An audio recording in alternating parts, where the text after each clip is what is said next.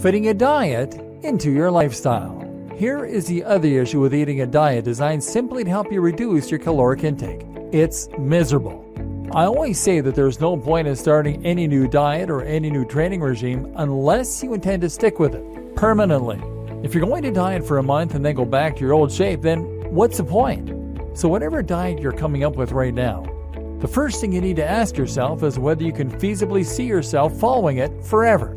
This is the problem with intermittent fasting diets, and it's a problem with calorie counting. Sure, you can stomach the idea of scanning all your food for a few days, weeks, or even months, but are you really going to be doing this when you're 80?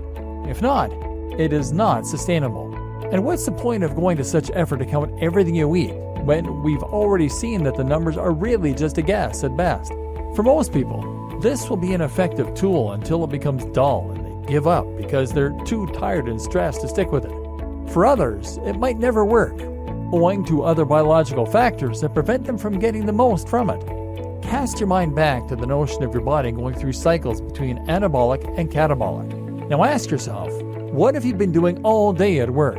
You've been stressed, likely getting into arguments, working to deadlines, and struggling with difficult clients.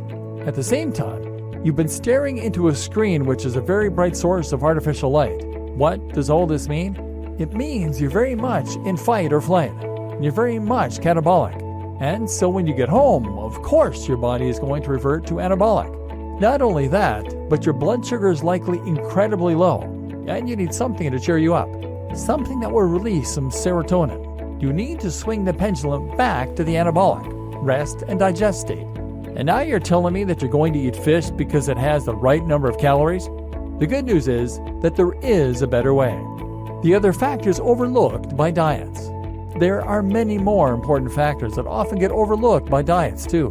One of these is the fact that we tend to eat socially. That is to say that we will often eat something because we're with our partners, our families, or our friends.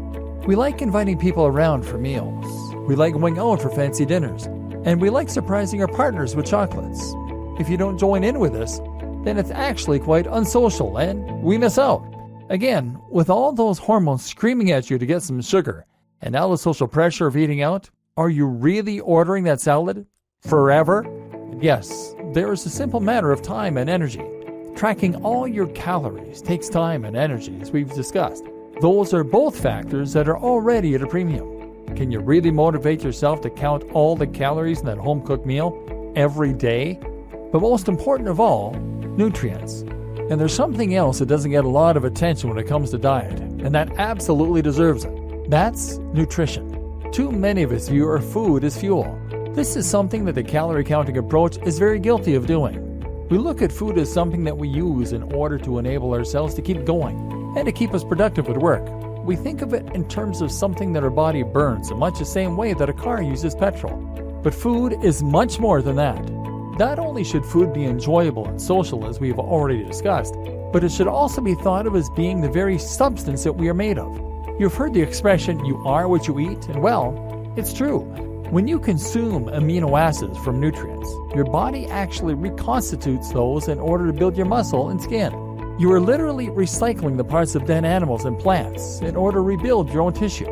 Likewise, the micronutrients found in your food help to build your bones and connective tissues, your brain chemicals, and even the hormones that help to drive you. Micronutrients are the tiny nutrients that come from all our food, and they're absolutely essential to helping us to perform and feel our very best. These make us feel more awake, more alert, more happy, and they even help to elevate our metabolism so that we burn more fat.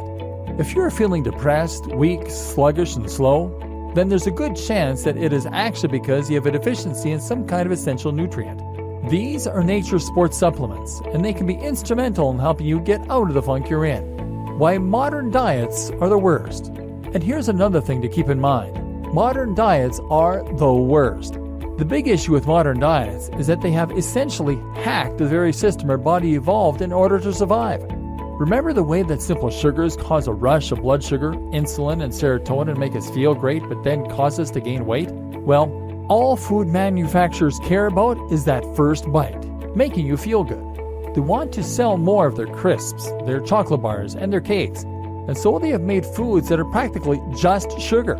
These are constantly and immediately spiking the blood sugar and can single-handedly raise your chances of developing diabetes and other health conditions. What's worse is that these overly processed foods have removed all of the nutrients that made them so healthy.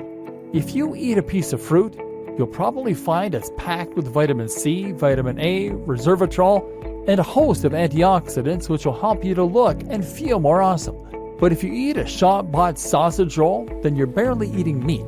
You just eat sugar, trans fat, and salt. Likewise, if you eat a chocolate bar, you spike your sugar but without getting any useful nutrients.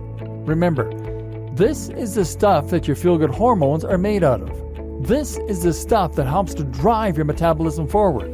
This is the stuff that rebuilds your wounds. So, is it any wonder that so many of us are burned out, dried up, and exhausted?